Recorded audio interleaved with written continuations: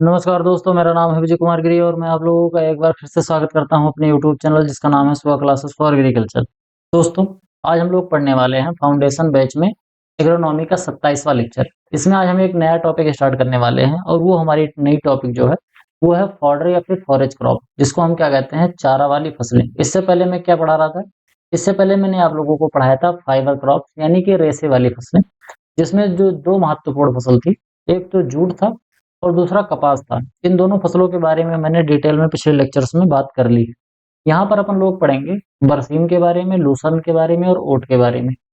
बरसीम, लूसर्न और ओट ये तीनों की तीनों फसलें ऐसी फसलें होती हैं जिनको चारे के रूप में उगाया जाता है, चारे के रूप में ग्रो किया जाता है और जानवरों को इससे हरा चारा प्राप्त होता है। इसी के बारे में यहाँ पर डिटेल में पढ़ेंगे। मैं पढ़ाना शुरू करूँ उससे पहले मैं आप लोगों को बता दूं कि अगर आप मेरा अल्टीमेट एग्रीकल्चर कोर्स खरीदना चाहते हैं तो इस क्यूआर कोड को स्कैन करके मात्र 1000 रुपये में इसको परचेज कर सकते हो। इस कोर्स में आपको यहाँ पर दिए गए सभी सब्जेक्ट बिल्कुल बेसिक से लेकर एडवांस लेवल तक अच्छे तरीके से पढ़ाए जाएंगे, जो कि एग्रीकल्चर में आने वाले तमाम जो एग्जाम होते हैं, एग्रीकल्चर सेक्टर में जो तमाम एग्जाम आते हैं, उन सभी के लिए इसको बहुत ही अच्छे तरीके से ध्यान में रख के बनाया गया है। अगर आप इसको खरीदना चाहते हैं तो इस क्यूआर कोड को स्कैन करके खरीद सकते हैं। बाकी यहाँ पर आपको जो कुछ भी पढ़ाया जाएगा उसका आपको पीडीएफ नोट्स भी प्रोवाइड कराया जाएगा। अगर आपको कोर्स से रिलेटेड कुछ अधिक जानकारी चाहिए तो मेरा व्हाट्सएप नंबर है 9792771793।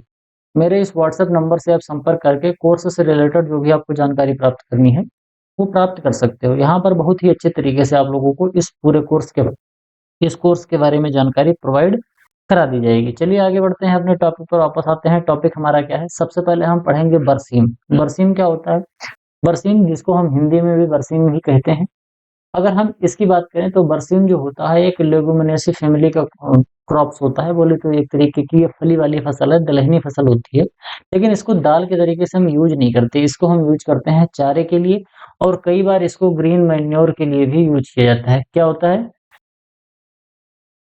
ग्रीन मैन्योर के लिए भी यूज किया जाता है, जिसको हम क्या कहते हैं, हरी खाद।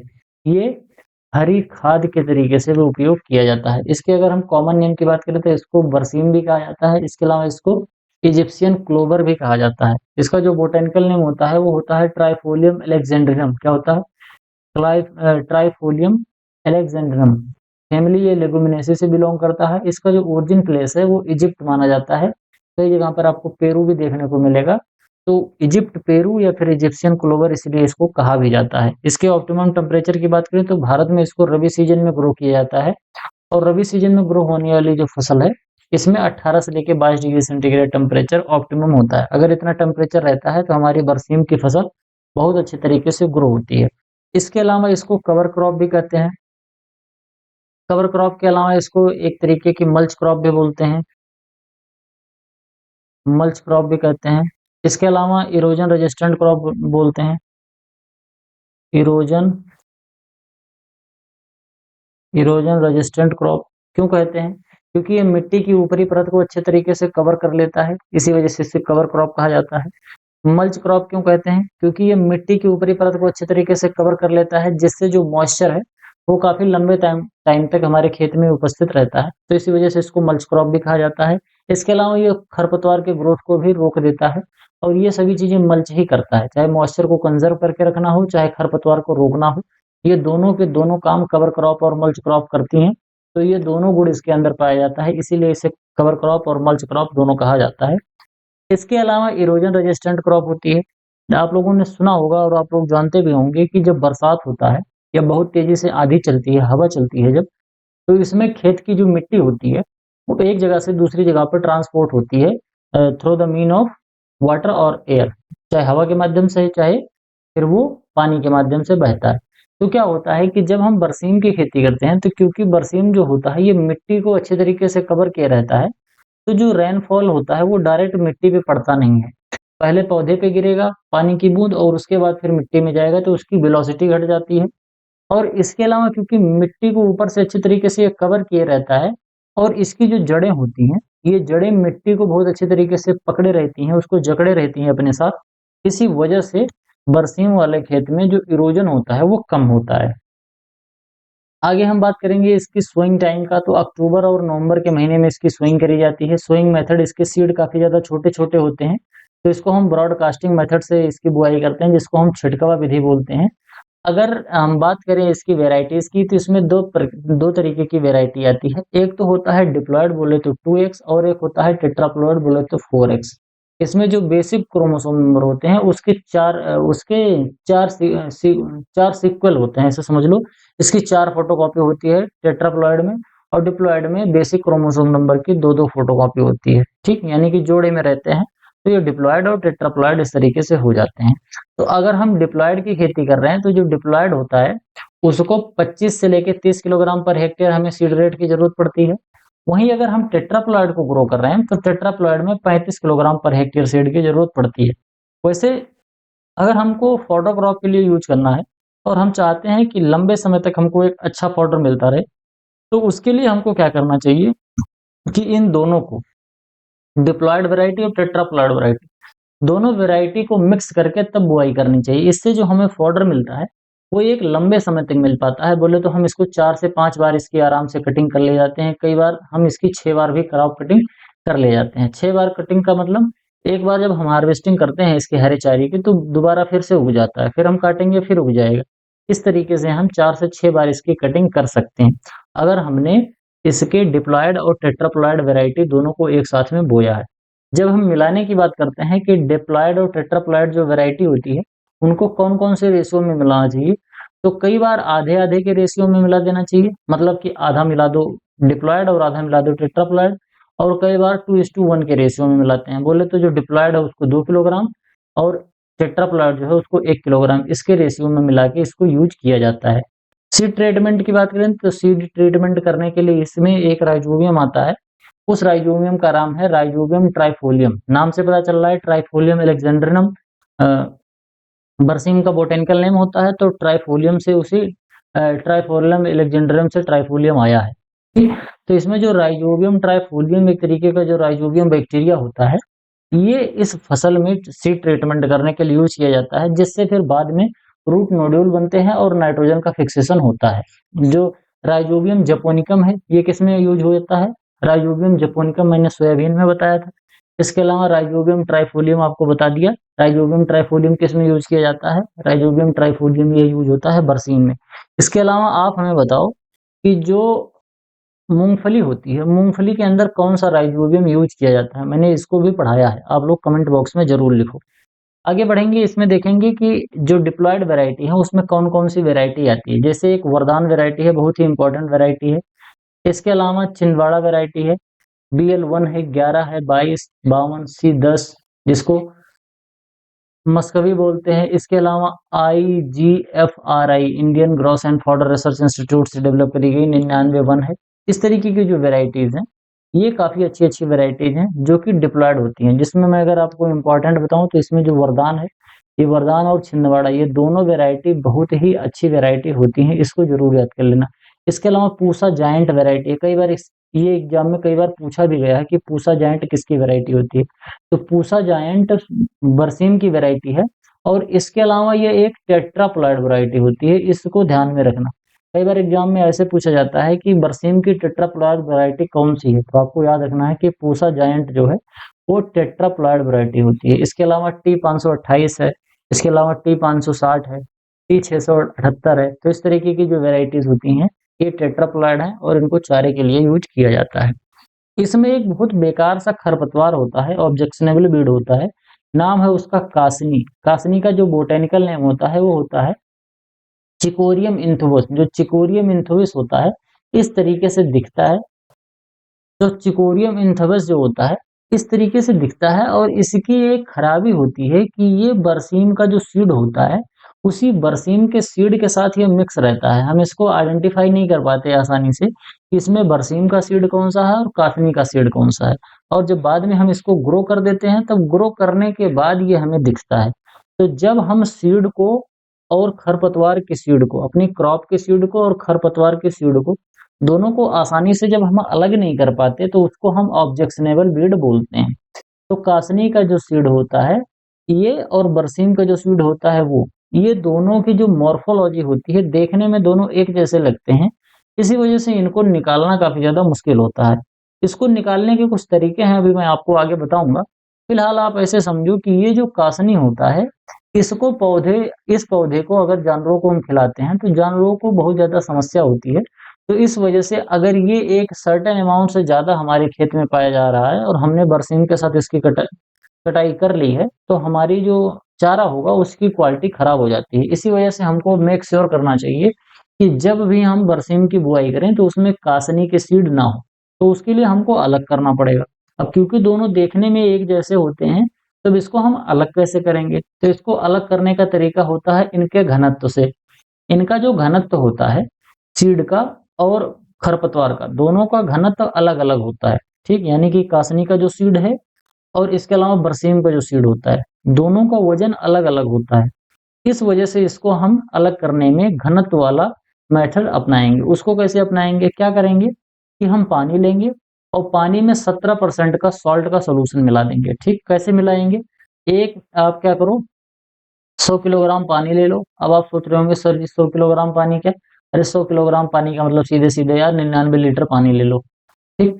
लगभग 99-100 लीटर के पानी के आसपास ये पानी ले लो, ठीक? अब इसके बाद क्या कर दूँ, उसमें 17% के आसपास यानी 17 किलोग्राम इसमें क्या डाल दूँ, इसमें 17 किलोग्राम नमक डाल दो। इस तरीके से आप यूज़ कर लो, समझ पा रहे हो? तो इसमें 17% का नमक का घोल बना लो। 17% के नमक का जब आप घोल बना लोगे, तो उस घोल की डेंसिटी इतनी हो जाएगी, जिसमें बरसीम और कासनी दोनों आपस में अलग-अलग हो जाएँगे। और इस तरीके से आप क्या करो कि कासनी के सीड ऊपर-ऊपर हो जाएँगे और उसको छान के निकाल लो। कासनी के सीड बिल्कुल ऊपर रह जाते हैं और जो बरसीम है, बरसीम के सीड नीचे चले जाते हैं। Kasni seed are separate from the berseem seed by dipping them. उनको डुबो के अलग-अलग हो जाते हैं और इसके बाद फिर कासनी के सीड को निकाल लो और उस बरसीम के सीड को निकाल लो। दोनों को अलग-अलग कर लो और बरसीम के सीड को बाद में फिर राइज़ोबियम ट्राइफोलियम से ट्रीट करके और अच्छे तरीके से इसकी खेत में बुआई कर देते हैं। आगे हम बात करेंगे इसमें नाइट्रोजन, फ़ॉस्फ़ोरस और पोटाश कैसे देते हैं, तो क्योंकि दलहनी फसल है तो स्टार्टिंग में केवल 20 किलोग्राम इसमें नाइट्रोजन देना पड़ेगा, जैसे अन्य दलहनी फसलों में हम देते आए हैं। इसके अलावा 60 किलोग्राम इसमें फ़ॉस्फ़ोरस देंगे और 30 किलोग्राम इसमें पोटेशियम देते हैं। जो इसकी पहली कटिंग होती है, वो कब होती है? वो 50 से लेके 55 दिन के आसपास में होती है और क्योंकि 50 से 55 दिन की जो पहली कटिंग होती है, उस कटिंग में ढेर सारा हमें यील्ड नहीं मिलता है। इसीलिए कई बार इसमें क्या किया जाता है, बरसीम के साथ-साथ सरसों की भी खेती कर ली जाती है। तो जब हम पहली कटाई करते हैं, तो 50 से 55 दिन की सरसों भी कट जाती है साथ में और बरसीम भी कट जाती है। अब सरसों की एक क्वालिटी होती है कि सरसों को अगर हमने एक बार काट लिया तो ये दोबारा नहीं उगती है। दोबारा इसमें बगल से स्प्राउटिंग नहीं होती है। रीग्रोथ इसमें दोबारा नहीं होता है, जैसे बरसीम में देखने को मिलता है। तो पहली क्रॉप कटिंग में हमको सरसों के रूप में एडिशनल फॉडर मिल जाएगा और इसके बाद दूसरी जब क्रॉप कटिंग हम बरसीम की करते हैं, तो दूसरी कटिंग में बरसीम की काफ़ी ज़्यादा ग्रोथ हो चुकी होती है, तो हमें यील्ड प्रॉपर मिलती रहती है। तो पहली क्रॉप कटिंग इसकी कब करते हैं? पहली इसकी जो कटिंग करेंगे वो 50 से 55 दिन के आसपास करते हैं और जब हम इसकी कटिंग करते हैं तो 2 से 3 सेंटीमीटर ज़मीन से ऊपर क्रॉप कटिंग करते हैं। कई बार क्या करते हैं लोग बिल्कुल ज़मीन के पास से काट लेते हैं, तो उससे जो रीग्रोथ होता है वो काफ़ी ज़्यादा लेट हो जाता है और अच्छे से रीग्रोथ होता भी नहीं है। तो इसीलिए अगर हम बरसीम की कटाई कर रहे हैं, तो हमको ये मेक श्योर करना चाहिए कि बरसीम की कटाई हम 2-3 सेंटीमीटर से ऊँचाई पर ही करें। 2-3 सेंटीमीटर छूट जाए, यानी कि 2-3 अंगुल की यहाँ पर बात हो रही है। 2-3 अंगुल अगर आप छोड़ दोगे और उसके ऊपर से कटाई करोगे, तो दोबारा जो रीग्रोथ है वो बहुत तेज़ी से होगा। रीग्रोथ जो होता है इसका 25 से 35 दिन के आसपास में इसका रीग्रोथ होता रहता है और 25 से 30 ऐसे-ऐसे करके आप 4-5 कटाई इसकी आराम से कर सकते हो, अगर इसको आपने अक्टूबर और नवंबर के महीने में बो रखा है। इधर ये अप्रैल के लास्ट तक कटता है, अगर आपने ठीक से इसकी इरिगेशन वाली व्यवस्था कर रखी है।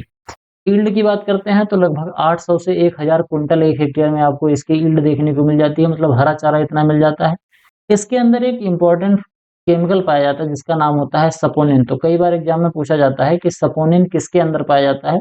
तो आपको याद रखना है कि जो सपोनिन होता है, ये बरसीम के अंदर पाया जाता है। आगे हम बात करेंगे हमारी दूसरी फसल है लूसर। लूसर्न जो है ये भी लेगुमिनेसी फैमिली से बिलॉन्ग करता है। इस तरीके से दिखता है, बहुत ज़्यादा आपको अंतर नहीं दिखेगा, थोड़ा बहुत ही अंतर आपको दिखता है जब कभी आप बरसीन और इसको देखोगे। तो इसका नाम क्या होता है लूसर्न या इसको रिजिका कहते हैं या अल्फा अल्फा इसको कहा जाता है। इसके बोटेनिकल नेम की बात करें तो मेडिकेगो सटाइवा इसका बोटेनिकल नेम होता है।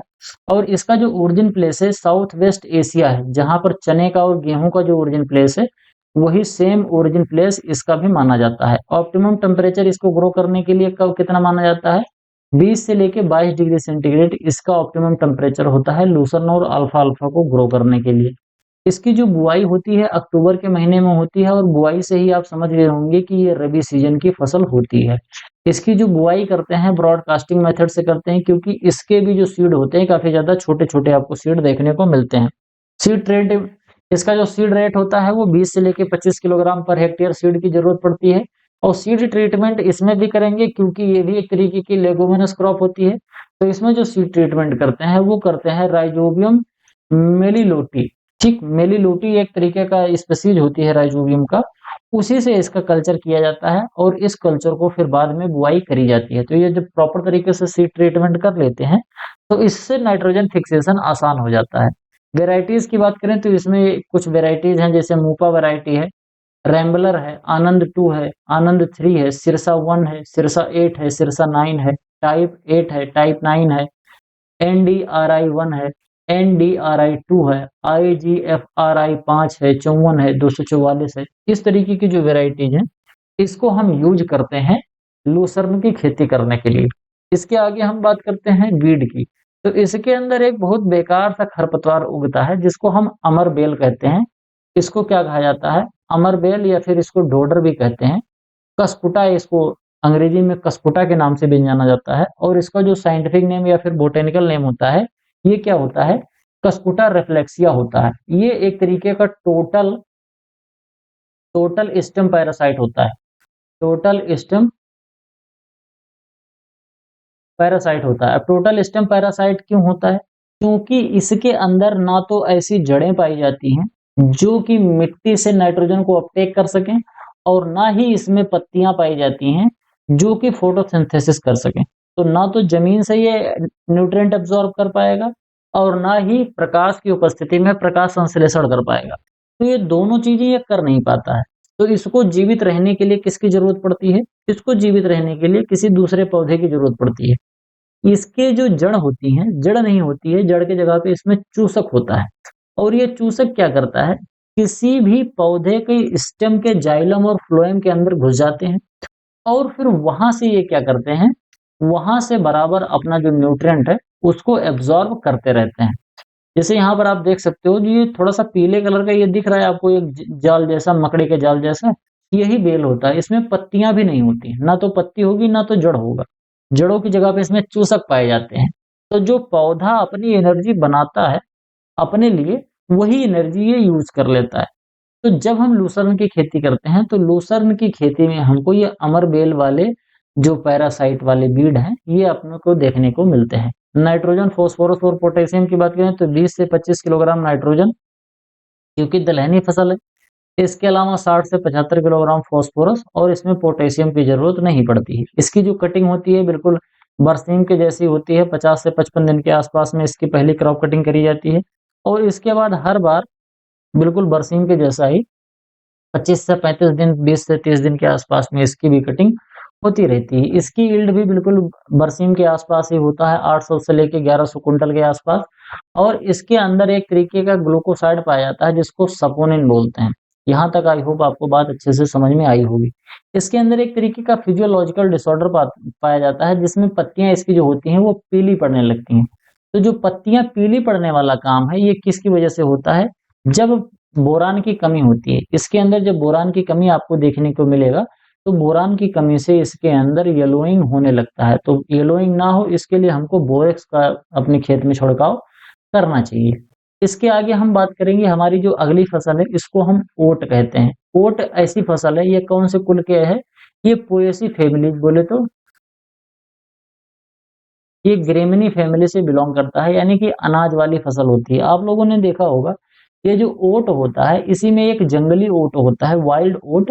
ये वाइल्ड ओट इसी तरीके का होता है, और वो गेहूं के खेत में खरपतवार के रूप में, खरपतवार खरपतवार के रूप में आपको उगते हुए दिख जाता है। आप लोगों ने देखा होगा, अगर आप गेहूं की खेती करते होंगे तो गेहूं के खेत में इस तरीके के आपको इन्फ्लोरेसेंस देखने को मिलता है। जैसे आप यहाँ पर देख सकते हो, यहाँ पर तो खैर ये पूरा का पूरा ओट का ही फसल है, लेकिन ये गेहूं की फसल में भी आपको खरपतवार के रूप में देखने को मिलता है। तो इसको हम यूज करते हैं कई बार, इसको एक मिलेट के तरीके से भी यूज किया जाता है, और इसके अलावा इसको हम यूज करते हैं चारे वाली फसल के रूप में भी। इसका बोटेनिकल नेम क्या होता है? अविना सटाइवा इसका बोटेनिकल नेम होता है। पोएसी फैमिली या फिर ग्रेमिनी फैमिली से बिलोंग करता है। एशिया माइनर इसका क्या है? Origin place. इसकी भी जो बुआई होती है वो अक्टूबर और नवंबर में होती है। यानी कि हमने तीनों फसल पढ़ाई और तीनों की तीनों फसल हमारी कब निकल के आई? तीनों के तीनों रबी सीजन की फसल निकल के आई। इसके जो सीड होते हैं यहीं पर आपको देखने को मिलते हैं। ये ऐसे समझो, इसको हिंदी में जई भी कहा जाता है। तो जो जौ होता है, जौ से छोटे और पतले सीड इसके आपको देखने को मिलते हैं। जैसे अगर आपने जौ देखा होगा, तो जौ का जो सीड होता है उससे पतले, उससे महीन महीन से सीड होते हैं। इसी के अंदर इसका ग्रेन रहता है। तो इसी की बुआई हम लोग करते हैं। कब करेंगे? ब्रॉडकास्टिंग के मेथड से करते हैं। और 80 से 90 किलोग्राम पर हेक्टेयर अगर स्मार्ट सीडेड वेराइटी है, और बोल्ड सीडेड अगर वेराइटी है तो 100 से लेके 120 किलोग्राम पर हेक्टेयर की दर से आपको सीड रेट की जरूरत पड़ती है। बोले तो जैसे गेहूं की बुआई करते हैं, ठीक उसी तरीके से इसकी भी बुआई करी जाती है। आगे हम बात करेंगे इसकी स्पेसिंग की। तो जैसे गेहूं की होती है 2.5 के आसपास, तो 22.5 के आसपास, इस तरीके से 20 से 25 सेंटीमीटर इसमें प्लांट टू प्लांट डिस्टेंस रखा जाता है। इरिगेशन इसमें 3 से 4 इरिगेशन की जरूरत पड़ती है, गेहूं के लगभग लगभग ही समझो। और इसमें जो नाइट्रोजन, फास्फोरस और पोटेशियम है वो 80, 30 और 20 के हिसाब से डालते हैं। गेहूं से उसमें कम डालते हैं। इस वजह से कम डालते हैं क्योंकि गेहूं को ग्रेन फॉर्मेशन करना है, और ग्रेन फॉर्मेशन में ज्यादा एनर्जी लगती है, जबकि ओट को ग्रेन का फॉर्मेशन नहीं करना है। ये ग्रेन के फॉर्मेशन से पहले पहले ही काट लिया जाता है और खत्म हो जाता है। तो इस वजह से इसमें 80, 30 और 20, 80, 30 और 20 के अनुपात में नाइट्रोजन, फास्फोरस और पोटेशियम की जरूरत पड़ती है। इसके अंदर भी यही कासनी पाया जाता है, बरसीम वाला ही। तो ये भी एक बहुत ही कॉमन तरीके का बीट इसमें पाया जाता है, लेकिन इसको अलग करना आसान होता है क्योंकि इसके जो सीड होते हैं, और कासनी के सीड और ओट के सीड दोनों अलग अलग तरीके के पाए जाते हैं। तो आप इसको आराम से सीड को अलग कर सकते हो, जिससे कि बुआई के टाइम पर आपको ये खेत में नहीं दिखे। और अगर खेत में दिख भी रहा है तो इसका सीड चौड़ी पत्ती वाला होता है, और ओट जो है ये पतली पत्ती वाला है। तो चौड़ी पत्ती वाला खरपतवार 2,4-D का इस्तेमाल कर दोगे तो कासनी नष्ट हो जाएगी।